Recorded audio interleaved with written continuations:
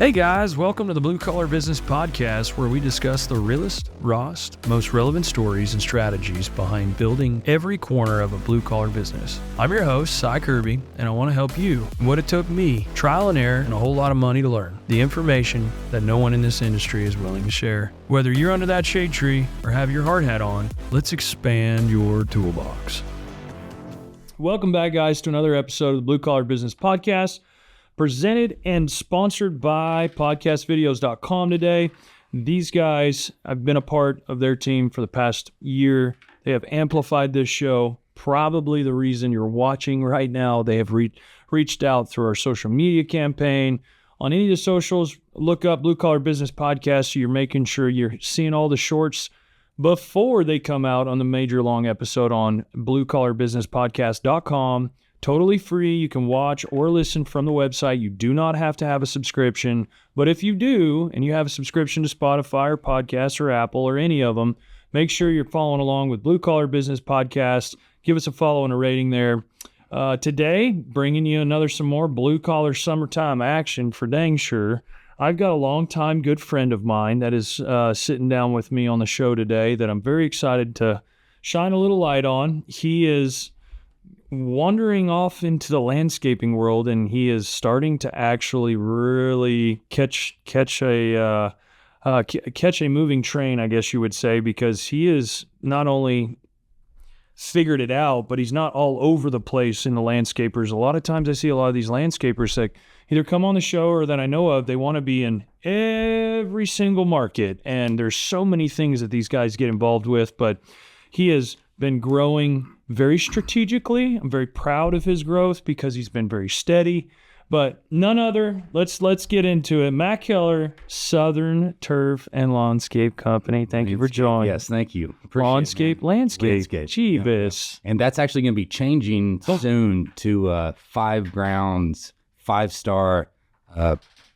property management. Star property management. 5-star grounds management. So I screwed up the name, you screwed up the name. I screwed up the name. Okay, cool. That's the way we're starting today. Yeah.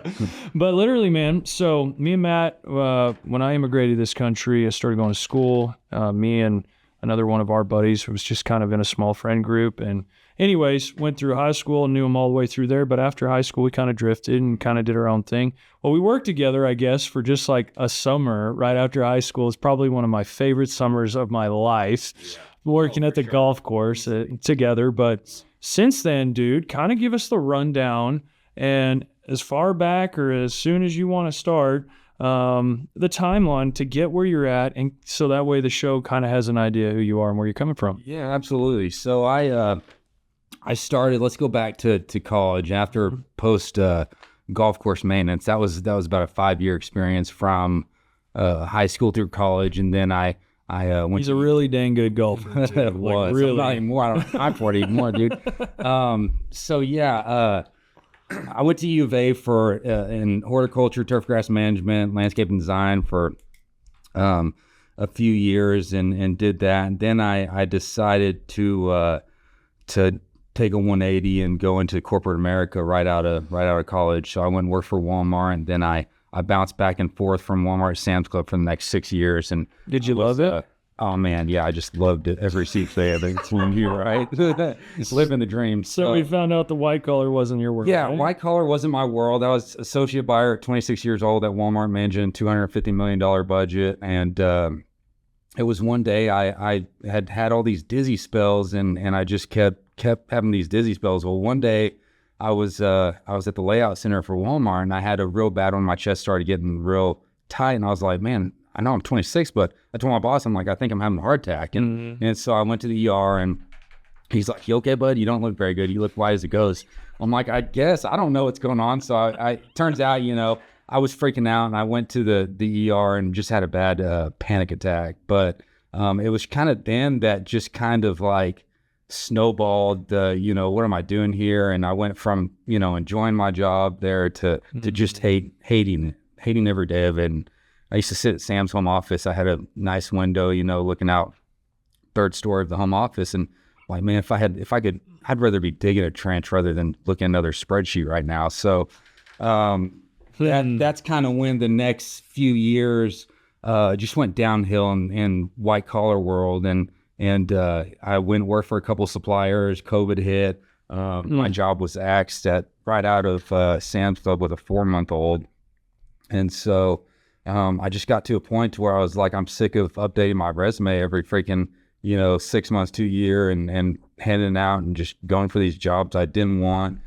just to chase money. Yeah, just to chase money. And so I went. My mom's fiance, he moved up here from Houston, had a food manufacturing business down in Houston where they made spices and had have a $15-20 million business in Houston called Consolidated Mills.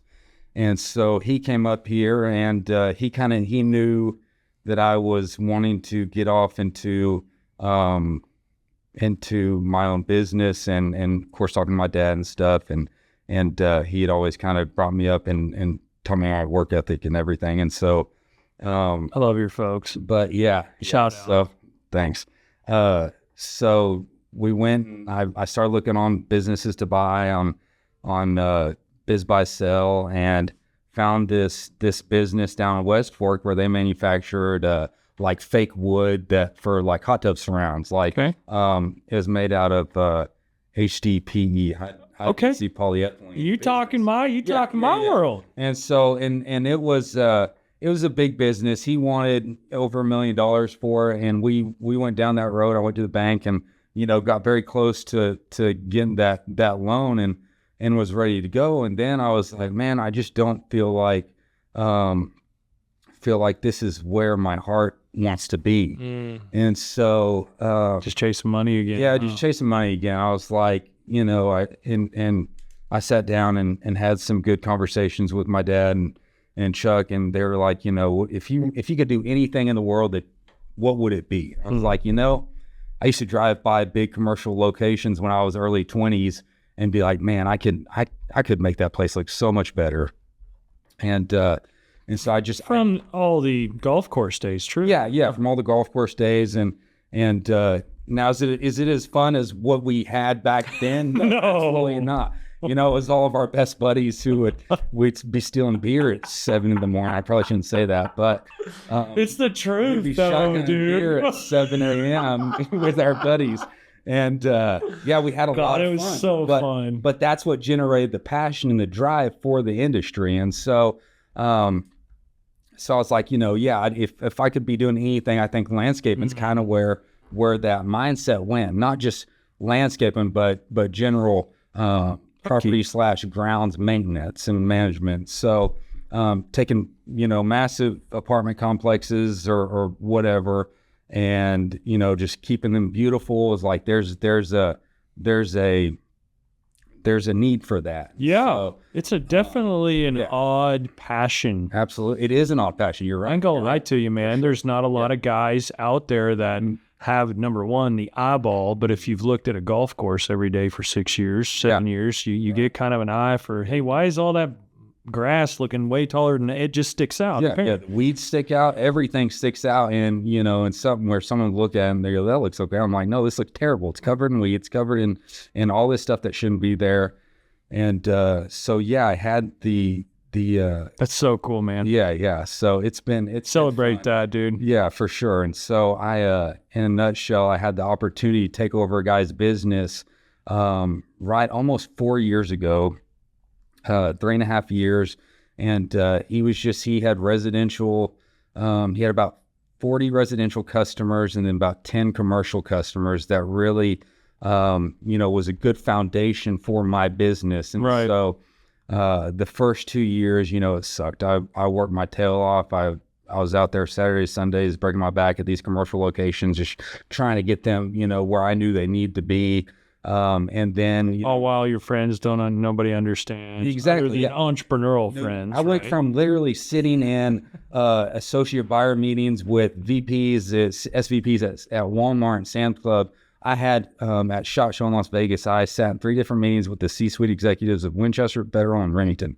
You're talking about billions of dollars stepping up on a mower on day one, and I'm like, man, this is what this is what the bottom of the barrel feels like. Like you're treated like you are scum of the earth. 100%. It's the stigma behind what exactly you're highlighting it. Yeah. So I actually had a guy who I worked for at ConAgra who he saw me mowing his neighbor's lawn.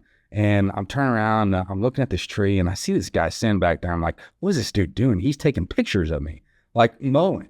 And I realized that's the guy I work for at ConAgra. And I'm like, why would you do that? That's so weird. Yeah, that is so demoralizing. Just demoralizing. Yeah. And so that lit a fire under me to where I was like, okay, now like I don't have to prove anything to anyone, but other than myself and my family. And so, that's crazy, dude. For a guy to stand there and take pictures of you, it's just like, to share with his other white collar buddies So God, I just hate everything about that. Yeah, absolutely. It was demoralizing. So anyways, Monday through Friday, I would work and have, me and two other guys helping me.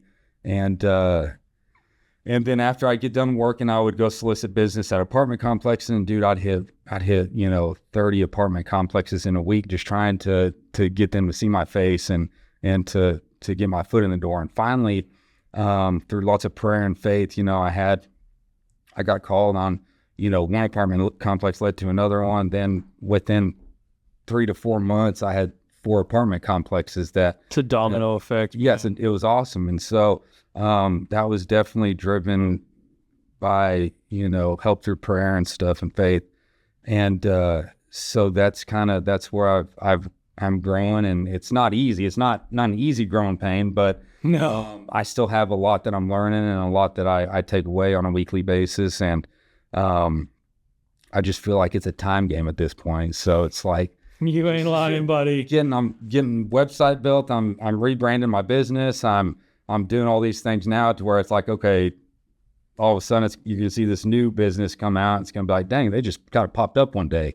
And so good for you, man.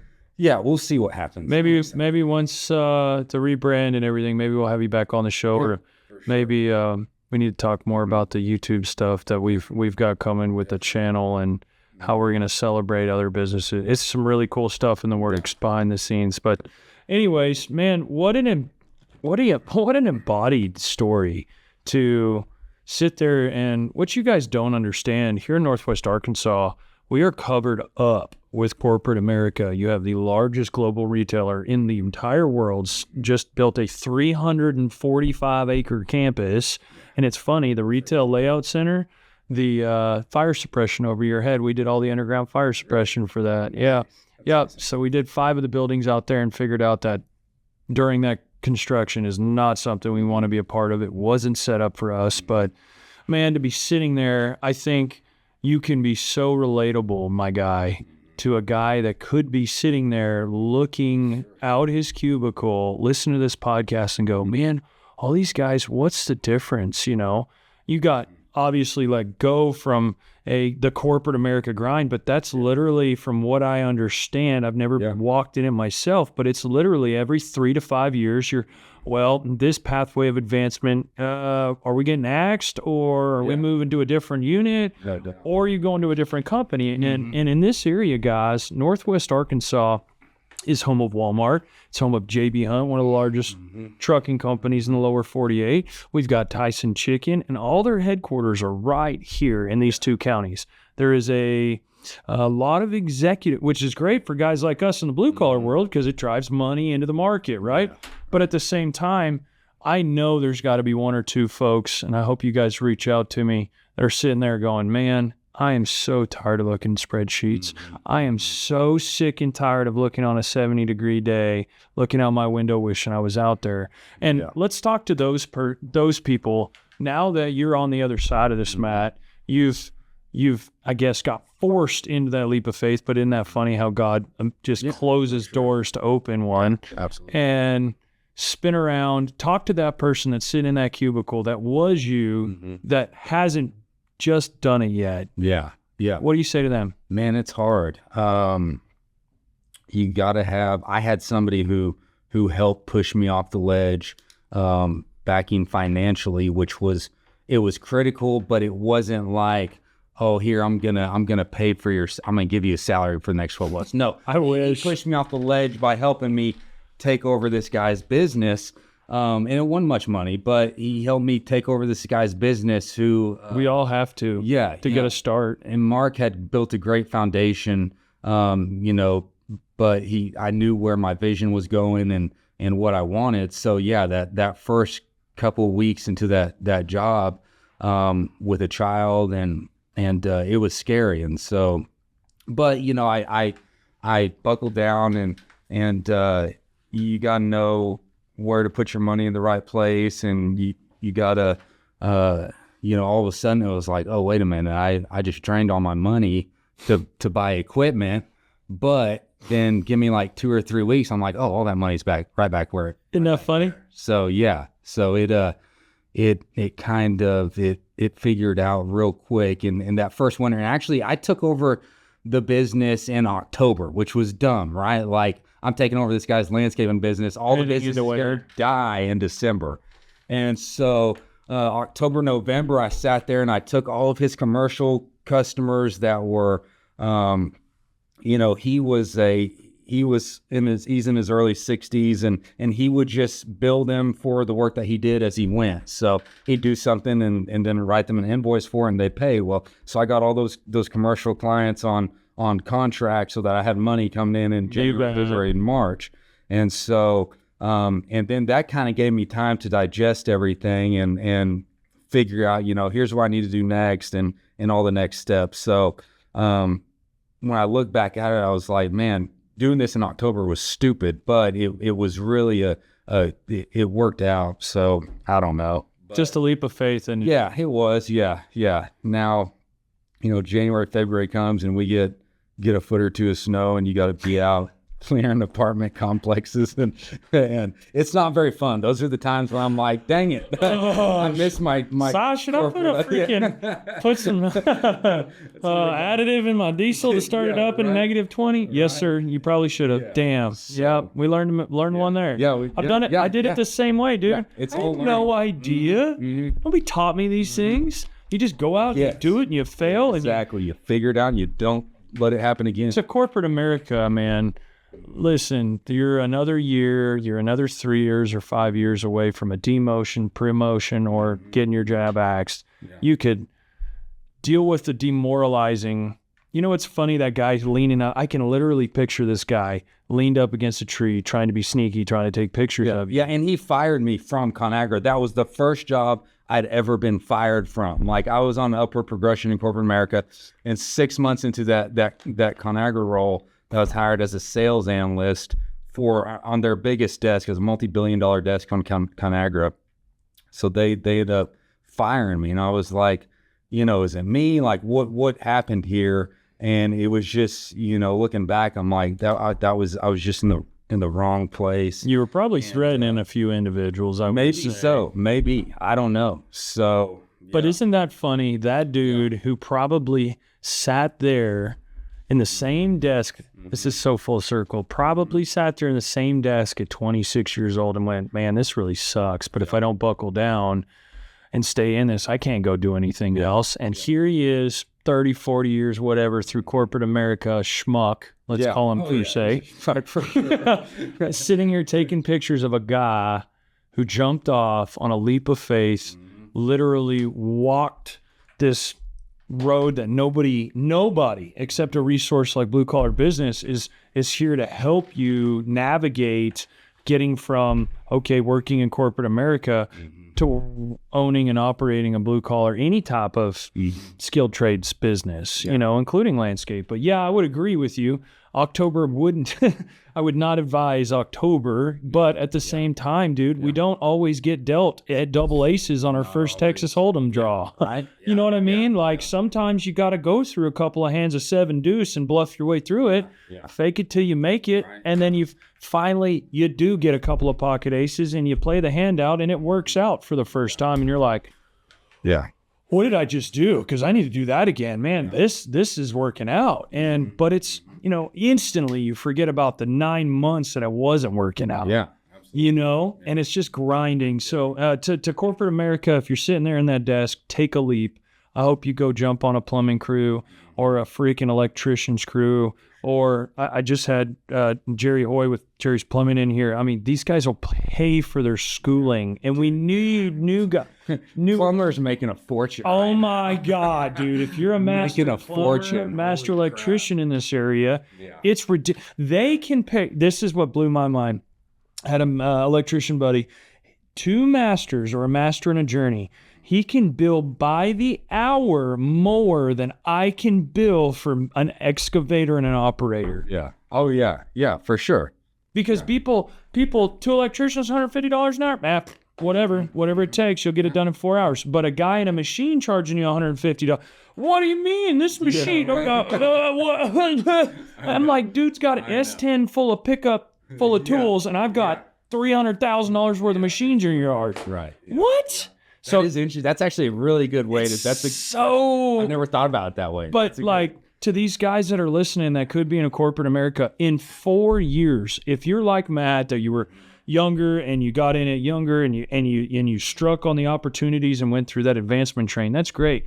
But in 4 years, you could have your master's license in just about any skilled trade. But circling back here, man, let's talk a little bit about landscaping and the seasonal work. It sounds like the old, I shouldn't say old, the prior owner of your business essentially would just do a bunch of work, bill for it, collect when he could, kind of thing. There wasn't really any fluidity to it.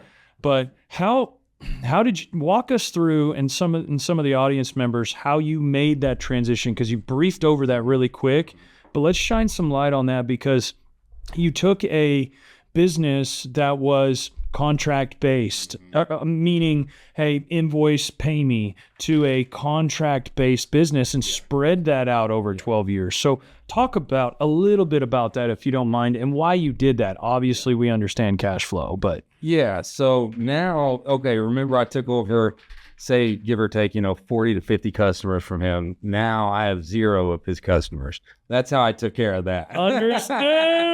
Okay. So you go in, you build your own business, and because those customers who have been paying him for 20 years, like, thank you guys for helping me get to where I did, but, they're so used to paying X for, Y and for service, and it just times have changed, my guy. I'm just not a guy who's going to take on work just to take on work. Like I did it. I did the hustle, 6-7 days a week, and it got to a point where I'm like, man, this isn't ain't worth it, man. It's not worth it. Nope. So, you got to say, there's a fine line. You got to learn how to say no, but that takes time. You can't do that at first. You got to do, you got to do whatever it takes at those first 2-3, however many years, just to stay afloat. And my ex-wife, she used to say, well, you're working all the time, because I'd get off work, I'd go home, I'd invoice, I would, do the bids and estimates. And I'm like, no, I'm not working all the time. I'm really not. I'm trying to keep my business alive. Yep. And so keeping it's a hard viewpoint. Yeah, it is. Keeping your business afloat versus working all the time those are 2 different things. So, working in the business, working on the business. Yeah. And there is, you're right. You can't work in the business and on the business at the same time. I've tried to do it, bro. It drove me literal to an point of insanity, and I couldn't do it anymore. But at the same time, there's so many guys listening, just like yourself. You didn't know any other way than just to do it. Yeah. Yeah. Just do it. Just get out there and do it. Or, there is resources, when you're first starting early, not to cut you off here, my guy, but like, I see so many guys that sit there and go home, and especially with a business like yours, you're more invoice heavy and transactional heavy than we are at Sycon. Like, we may do 10 invoices a month, and we bill out on the 20th. That's what we do. It's a 30-day cycle. Anyways, don't get me started on that. But anyways, so you were running invoice style business, and keep walking us through how you transition into contracts. Sorry. Contractual business. Yeah. So I just took, what he was essentially, here's what I think, Mark, is you're paying him, and these commercial guys, they knew they could run the spreadsheets and tell me exactly how much they paid him last year. And so I said, okay, let's just break that over 12 months, and you just pay me that over 12 months. Mm-hmm. And so, year one that worked. It was fine. Year two, I'm like, oh, this is, you start learning, you really learn and, learn what things are worth to you and how much you need to keep surviving, keep growing. And you learn your costs too. So, maybe going back saying that I don't have any of those customers anymore probably didn't sound that good. But on the flip side, you got to go in and you got to build your own reputation, your own business. Anybody that's been in 3 or 4 years, man, they know exactly what you mean. Yeah, for sure. So, it's just a balance between keeping those people. And if you can raise that price with that current clientele, awesome, great. Yeah. Are you, good luck. Yeah. But it's a hard conversation because they've been paying. Well, Mark hadn't raised my prices in 20 years and you're coming and raising my prices. I'm like, oh man, I'm sorry. Oh my gosh. I don't know what else to say, but other than, so following that along, it's funny, man, year 2, year 3, you just think, this is speaking about me, not Matt here. I literally thought if I could revenue millions of dollars, it didn't matter what the cost was. Yes, right. There was enough money that oh boy, was I so freaking wrong. And it was more money on the top, more I had to concentrate on the pennies. Yeah. And so I thought chasing revenue and pushing revenue, that ain't for nothing. What you make on the bottom line and all those numbers in between can't grow anyways. But literally, my dude, second year, it sounds like you figured out your cost and you figured out that, obviously, I probably can't do it for what you're trying to do it for because he gave you that price in 1997, my guy. It's 2023. Yeah. Gallon of gas is $3.50 a gallon, not $1.10 anymore. I'm sorry. And it's not like you don't want, because it's weird as a business owner, you want to capture everybody. You want to help everybody. Yeah. But in the first year or two, you're like, you can't say no, to your point, man. You're just like, yep. But then you start learning through your experience of running through all these yeses of what's soaking up all of your time and what's eating up, basically the majority of your revenue that's not turning into profitable revenue. And so through the second year, third year, you really start to build your cost. And you know that if Jose and Marcus are there to mow this lawn and you've been sending it for $100 and they can do 8 of them a day, you know for a fact that in a year's time, as long as they're doing that again, they're hopefully being profitable. Yeah. You know what I mean? But then you start looking at it and you're like, well, this cost has changed. Well, we added a person indirect here, to help manage the fluidity of our systems and all this. Well, man, actually our price needs to go up to cover our just year, month-to-month costs. So how do you do that? Well, you have to do that to your customer or lower your costs, vice versa, right? So anyways, I just wanted to point out, literally, do that and grow. There's to do that and grow. Exactly. You bottleneck yourself as a business owner. And literally, I'm literally going through it 9 years in. I'm bottlenecking again because of how people, I think the word would be, affected me personally through business and damaged me mentally and emotionally as a business owner, that I didn't want to go back down and open my heart into that path again. So, but if you cut the bottleneck off and just let the river flow, man, and get out of your own way, man, the places you can go. But real quick, guys, here, I just want to jump in here and shine a little light on Blue Collar Performance Marketing. These guys, we have got some really cool things in the work at Blue Collar Performance Marketing. I'm actually going to be getting involved there. Stay tuned for that coming down the pipe. Sy Kirby is going to be kind of blending some lines with Blue Collar Performance Marketing. So if you want to hear a little bit more about that, reach out to them. You can get them at bcperformancemarketing.com/BCB podcast. You'll get a free comprehensive discovery call, checking out your entire marketing campaign. So essentially, if you got a website and everybody told you to get a website, but your website's not doing anything, give us a ring. We're going to tell you, number one, why it's not doing anything, and number two, what direction, and build you some strategy and hopefully point you guys in the right direction. So give Ike and them boys a call over there, and I'm excited to hear about your story and how they can help you further your business in the marketing game. So give them a ring. So, Matt, how many crews we got now? Let's talk about now. 3 crews now. So Average crew, 3 guys? yeah. So we got nine guys. You got anybody in the office? Me. Oh. I hustle it all myself. Oh. So yeah. I would love to see your personality test. It goes from 1 to. Oh, because you know what? I did the same thing, man. I did the same thing for years, but I will tell you right now, I could not do what I do today without the ladies in my office. Yeah, I would be host, but when I was sitting in the same seat that you are going, what's less important than I can pass off?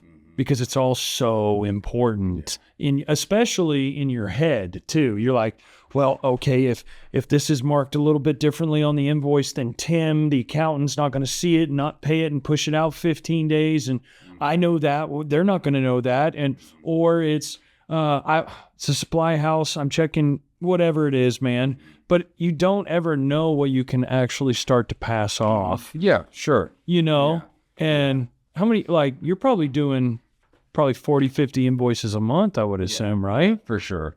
Yeah, maybe not that much. But mine's pretty recurring business invoices. Okay. So, back to that growing track thing. Yeah. During the springtime, it gets heavier because we do some one-off jobs, and I always take those one-off jobs and like, why did I do this? You know, just stick where I'm good at. And so, definitely springtime it gets heavier, and then as I grow and you know, continue to prove myself, then we do get more business from, you know, my core customers outside the contract. So, and that's great to have for sure. So, but not super, most of my invoicing is, you know, reoccurring. Yeah. I just kind of set it. You use the software? Yeah, I use QuickBooks. You? Okay. I think I'm going to start asking that question. By the way, episode number 40, guys. This is insane. I just thought of that. Sorry, I just saw it on my paper. But I think from here on out, I'm going to start asking every guest that comes in here in the skilled trades business, because we're so scared to death of software.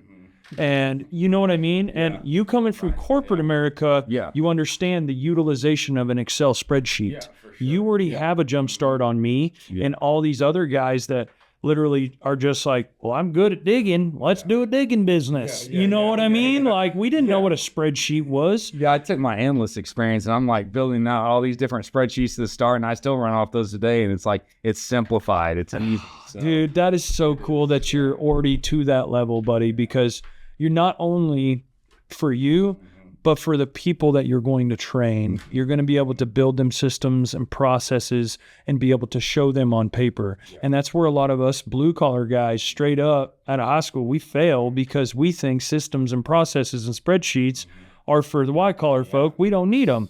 But you can't exactly. Yeah. You can't move without those telling you where to move to, you know, but it takes time. So just, there's so much value you have.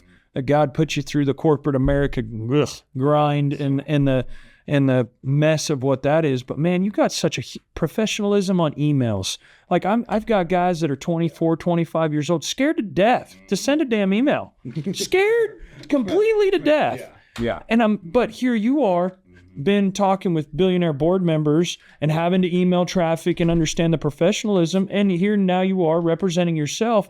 You're already a level above some of the guys in your market, my guy. So I just wanted to shine some light on that. But literally, so from here, I heard I referenced to another really good highlight that I want to shed light on is keep the main thing the main thing. Yeah. And as soon as I do the same dang thing too, because we struggle with saying no, and we're like, yeah, dude, we can do that. Ain't no big deal. That's going to slide perfect in this little schedule hole. Yeah. And then it rains for 7 weeks, and all your other customers are backed up, but you told them you were going to hit this week. Yeah. So you're like, all right, look, guys, it's rained a little bit. I got to back up 2 weeks.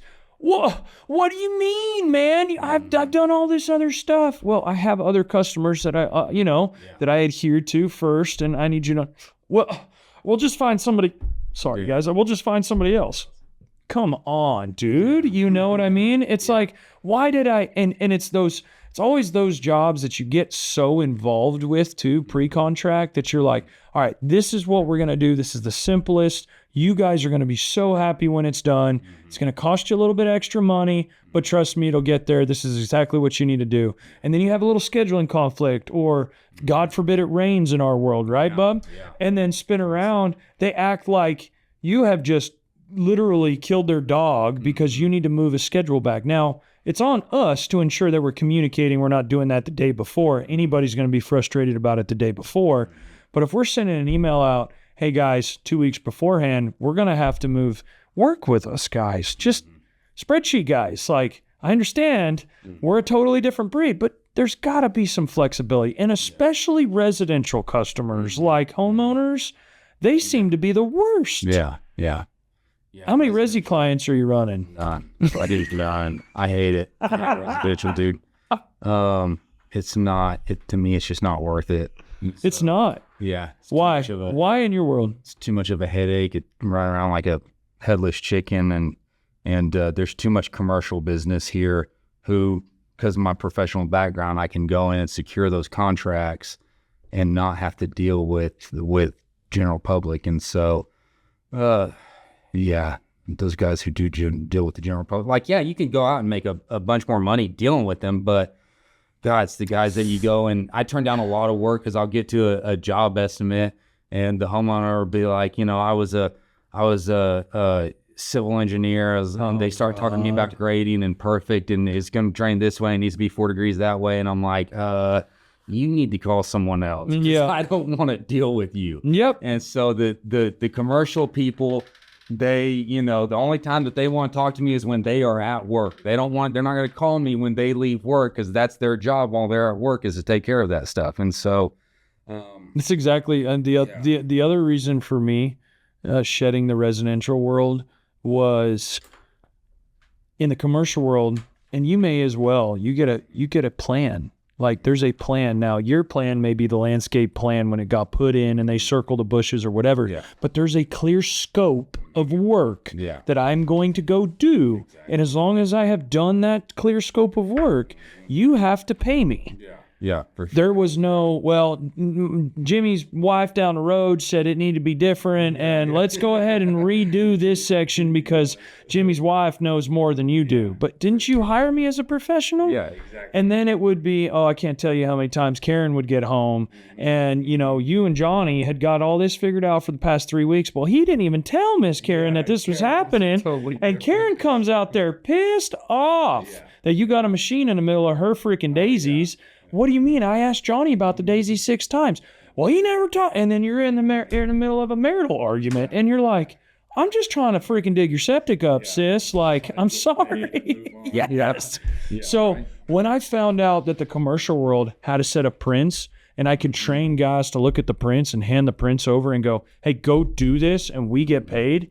That's a repeatable model for me, right? Yeah, so for sure. All right, buddy. I've got one last question for you. The same question I ask every single person that comes here, and I think you may have a pretty eclectic answer here, my guy. For the blue-collar worker who is just stuck and is just sick and tired of being stuck in the mud, man, mentally, emotionally, what is he doing, man? Or maybe that corporate America schmuck that we were talking about earlier. No offense to anybody, but how do they keep going and change direction and get out of where they're at?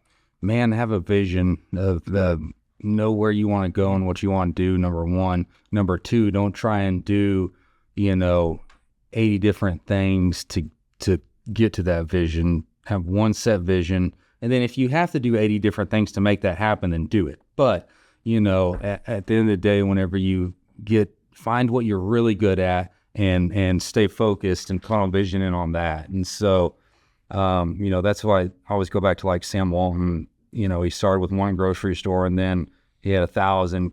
Why? Because he was really good at the grocery store. When he was the richest man in the world, he was in the grocery store business. He could have been, diversified into 50 different businesses, but he did. He stuck to the grocery store business and they became really good at it. And that's why they're the largest brick and mortar retailer in the world today. And so, have a vision, surround yourself with people who are like-minded with you.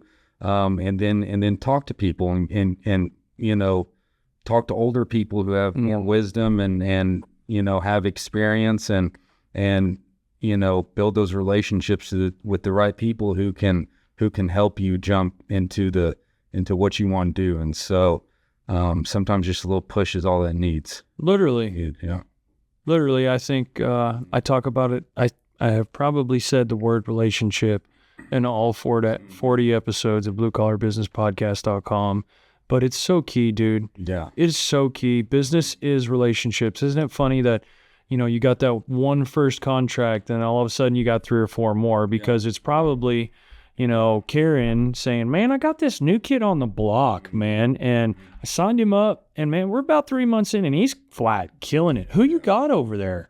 Well, here's his contact. And then you're already in this group. You're right, man. If you can use that professionalism to get up to a different table that most people can't sit at, or they can sit but can't speak at, man, you're already ahead of the game.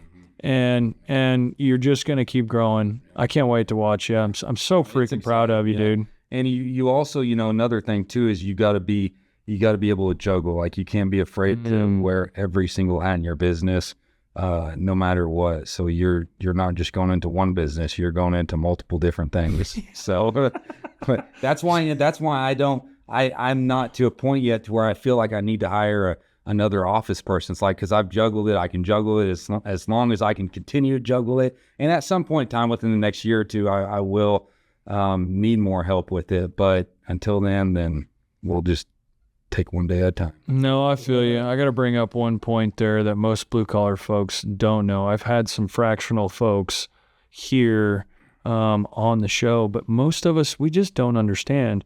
But fractional CFO, fractional project management, fractional system builder, like, you can go out and hire experts in their field that fractionally help you with your business. And I've done that with 4 different folks in the first part of this year, 6 months in, and I can tell you, I wish I would have done it 5 years ago. Yeah, that's how you avoid burnout too. Oh my gosh. If it wasn't for them, I would be, man. But it also came back from, it also stemmed and led from my own ego and my own not wanting to self-reflect, in the fact that, I'm damaged from how people personally treated me through what I was trying to do for them or the company or whatever that may be.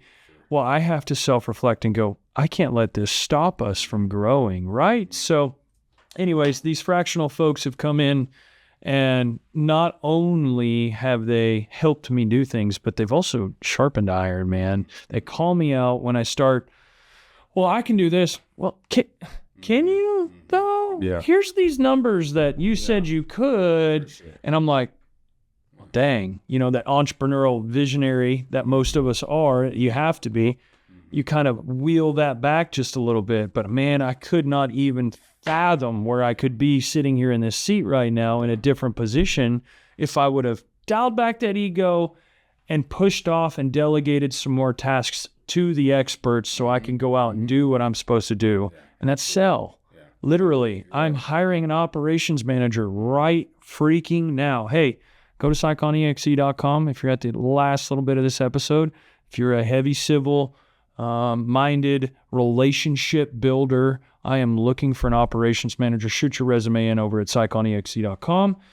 Small little shameless plug there, and I'm telling you that because I have so much other crap and I'm passionate about in my life that I'm now being drug into. It's not fair to my crews, to my to the ladies up front, to my estimators up front, that I'm the cog in the wheel that slows everything down. That's not fair. And I had good conversation with everybody in the team. Is this the direction we need to go? And man, the feedback I got was insane. Yes, we kind of do. And it's hard for them to look at me and go, hey, we need to replace your ass. You know what I mean? That's difficult. And that was difficult for me to hear. But it was the reassurance from them that I'm like, oh my God, I am the bottleneck. And it was just this relevating experience. So hiring an ops manager so I can stick over here in the sales lane, be that people's person, be the person that folks want to deal with and get their real estate development done or their commercial project done with. and know that I'm going to help them walk through the whole process. And that's what I'm good at, my guy. Yeah. Don't get me wrong, brother. You have to be, as an entrepreneur, a good operations manager or you fail. So, but there comes a point, are you passionate about operations? Are you freaking passionate about the numbers coming out? Or are you passionate about reading the numbers at 30 days from now and analyzing and strategizing where the business and developing where it's going to go? Man, that's all deep stuff to chew on, you know? You're right. And yeah, it's tough. And I'm getting force-fed this crap right now. And then when your team shows up and they're like, Sy, it's time. Like, thank you for concentrating on each and every one of our roles and building job descriptions and systems and processes and SOPs.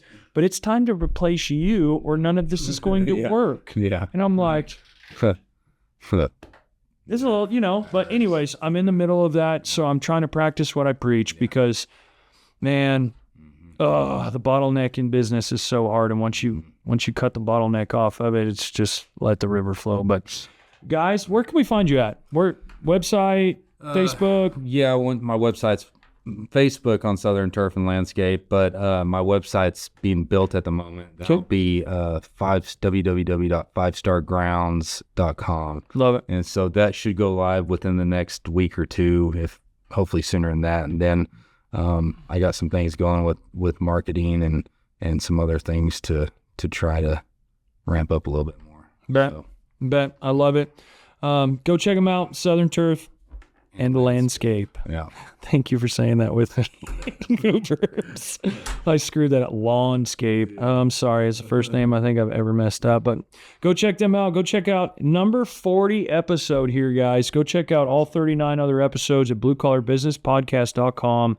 If you have a product or a service that you think needs highlighted here on the show, become a sponsor there on the tab on the website. Shoot that over to us. I'd love to get in talks with you guys. We've got some big things coming in that realm for you, for all of the audience moving forward. I'm pretty excited for that. Leave us a like and a follow here at the end of the episode. Appreciate you guys so much. And until then, be safe and be kind. If you've enjoyed this episode, be sure to give it a like, share it with the fellers, check out our website to send us any questions and comments about your experience in the blue collar business. Who do you want to hear from? Send them our way and we'll do our best to answer any questions you may have. Till next time, guys.